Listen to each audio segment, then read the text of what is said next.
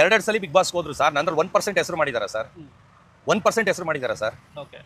ನಾನು ಮುಂಚೆ international, Bigg Boss only Karnataka. ನನಗೆ ಬಿಗ್ ಬಾಸ್ ದೊಡ್ಡದೇ ಅಲ್ವೇ ಇಲ್ಲ, ಅವ್ರಿಗೆ ದೊಡ್ಡದು. ಬರೀ ಡೌಗಳು ಅವ್ರು ಅದೇ ಹೆಸರು ಇಟ್ಕೊಂಡು ಬದುಕ್ತಾ ಇದಾರೆ. ನಾನು ಇನ್ನೂ ಸೆಲೆಬ್ರಿಟಿ ಅಂತ ಬದುಕ್ತಾ ಇರೋದು, ಡಾಗ್ ಬ್ರೀಡರ್ ಅಂತಾನೆ ಬದುಕ್ತಾ ಇರೋದು. ಎಲ್ಲೂ ಬಿಗ್ ಬಾಸ್ ಸೀಸನ್ 12 ಕಂಟೆಸ್ಟೆಂಟ್ ಅಂತ ನಾನು ಎಲ್ಲೂ ನಂದು ಇನ್ವಿಟೇಷನ್ ಯಾವ್ದ್ರಲ್ಲಾರ ಬರ್ಸಿರೋದು ತೋರಿಸಿ.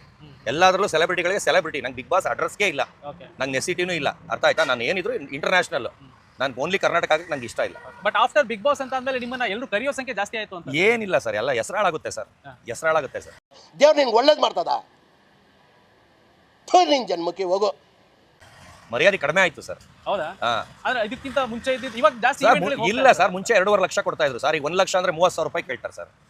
ಇದು ಥರ್ಡ್ ಕ್ಲಾಸ್. ಇದು ಅಂದ್ರೆ ಇದು ಬಿಗ್ ಬಾಸ್ ಹೋಗಿ ಸುಳ್ಳು ಸರ್, ಏನು ಇಲ್ಲ. ಇವಾಗಲೇ ವ್ಯಾಲ್ಯೂ ಡೌನ್ ಕಡಿಮೆ. ಅದಕ್ಕಿಂತ ಮುಂಚೆ ಕರೆಕ್ಟ್ ಆಗಿ 2.5 ಲಕ್ಷ ಕೊಡೋರು ಸರ್. ಇವಾಗ ಕ್ರೇಜ್ ಕಮ್ಮಿ ಆಗಿದೆ. ಕ್ರೇಜ್ ಅಲ್ಲ, ದುಡ್ಡು ಕೊಡಲ್ಲ ಸರ್. ಇದು ವ್ಯಾಲ್ಯೂ ಕಡಿಮೆ ಅಂತ ಹೇಳ್ತಾ ಇದ್ದೀನಿ. ಒಟ್ಟಲ್ಲಿ ಬಿಗ್ ಬಾಸ್ ಇಂದ ಹೋಗಿ ಬಂದ್ಮೇಲೆ ಎಲ್ಲೇ ಹೋದ್ರು ಒಂದು ಓಪನಿಂಗ್ ಗೆ ಯಾರೇ ಬಂದ್ರು ಒಂದಷ್ಟು ಇಷ್ಟ ತಗೋತಾರೆ ಅಂತ ಒಂದಷ್ಟು ಮಾತುಗಳಿದೆ ಫಸ್ಟ್ ಸರ್. ಇದೆ ಸರ್, ಆದರೆ ಆ ಅಮೌಂಟ್ 2.5 ಲಕ್ಷ ಕೊಡಲ್ವಲ್ಲ ಕಮ್ಮಿ ಕೊಡ್ತಾರೆ ಸರ್. ಇವರೆಲ್ಲ 30,000 ಹೋಗಿ ರೂಢಿ ಮಾಡ್ಬಿಡೋರು. ಈ ವಿನ್ನರ್ ಆಗ್ಬೋದು ಎಲ್ಲಾರು ಅದೇ ರೇಟೇ ಕೇಳ್ತಾರೆ. ನಾವು ಅದಕ್ಕೆ ಹೋಗೋದೇ ಇಲ್ಲ. ನಮ್ಗೆ 2.5 ಲಕ್ಷ ಕೊಟ್ರೆ ಹೋಗೋದು. ಅವ್ನು ನನ್ನ ಪೆದ್ದ ಏನಪ್ಪ ಈಗ ನಿನ್ ಕತೆ? Okay, fix. ಈ ಮುಂಚೆ ಎಷ್ಟಿತ್ತು? 2.5 ಲಕ್ಷನೇ ಇತ್ತು. ಅಲ್ಲಿಂದ 10 ಲಕ್ಷದವರೆಗೂ ಇತ್ತು. ಇವಾಗ್ಲೂ ಅಷ್ಟೇ ಸರ್. ಕಮ್ಮಿ ಅಂದ್ರೆ 2.5 ಲಕ್ಷ, ಕಡಿಮೆ ಅಂದ್ರೆ 2.5 ಲಕ್ಷ. ಅಲ್ಲಿಂದ ಆಂಧ್ರ ಎಲ್ಲ ಹೋದ್ರೆ 10 ಲಕ್ಷದವರೆಗೂ ಚಾರ್ಜ್ ಮಾಡಿ. Okay sir. ಈಗ ನಾಳೆ ದಿನ ಮತ್ತೆ ಬನ್ನಿ, ಸ್ವಲ್ಪ ತಪ್ಪಾಯ್ತು, ವಿಡ್ರಾ ಮಾಡ್ಕೊಳ್ಳೋಣ. ಅದಕ್ಕೆ ಮೆಸೇಜ್ ಮಾಡ್ಬಿಟ್ರು ಸರ್. ನೆನ್ನೆ FIR ಆಗಿ ಅರ್ಧ ಗಂಟೆಗೆ ಮೆಸೇಜ್ ಬಂತು ಸರ್. ಅದರಲ್ಲಿ ಇನ್ನೊಬ್ರು ಇದಾರಲ್ಲ, ಅವ್ರು ಮೆಸೇಜ್ ಮಾಡಿದ್ರು. ಅದು ಸ್ಕ್ರೀನ್ ಶಾಟ್ ಹೊಡ್ಕೊಂಡಿದ್ದೀನಿ. ನಾನು ಅಷ್ಟು ಬಕ್ರ ಅಲ್ಲ, ಅಷ್ಟು ಬೇಗ ಡಿಲೀಟ್ ಮಾಡಿದ್ದಾರೆ, ಅಷ್ಟು ಬೇಗ ಸ್ಕ್ರೀನ್ ಶಾಟ್ ಹೊಡ್ಕೊಂಡಿದ್ದೀನಿ. ಏನಿದೆ ಕುತ್ಕೊಂಡು ಮಾತಾಡೋಣ ಬನ್ನಿ, ಕಾಂಪ್ರಮೈಸ್ ತರ ಮೆಸೇಜ್ ಮಾಡಿದ್ದಾರೆ. ನಾವೇನಂದ್ರೆ ಯಾರ ತಂಟೆಗೂ ಹೋಗಲ್ಲ.